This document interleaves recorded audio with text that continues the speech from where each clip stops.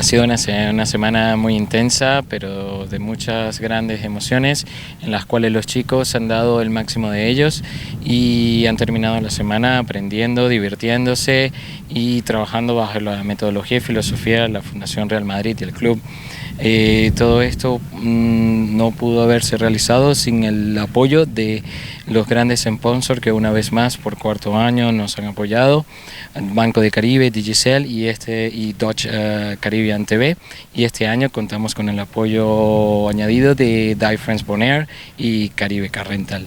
Nos Tabatatín 42 mucha mujer y muchos hombres entre 7 para 13 años y enjoy hobby training. El programa tabata una semana de entrenamiento arriba metodología y filosofía Real Madrid.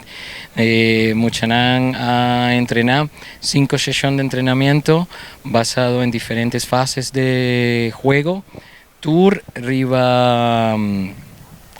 situación real de juega, donde Inan trabaja defense skills, progression, building up, transitions and finishing.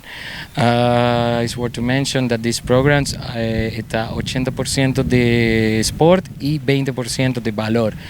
Para Real Madrid y su fundación, promecos para forma está personas para mejor en futuro y después está el jugador. Próximo año seguro que sí, con el apoyo incondicional a Trove de los sponsors, nos también el próximo año aquí en Bonaire a Trove. Está bueno mencionar que es un Cuagana, va a representar el Dutch Caribbean Antilles en Madrid el próximo año en la luna de abril.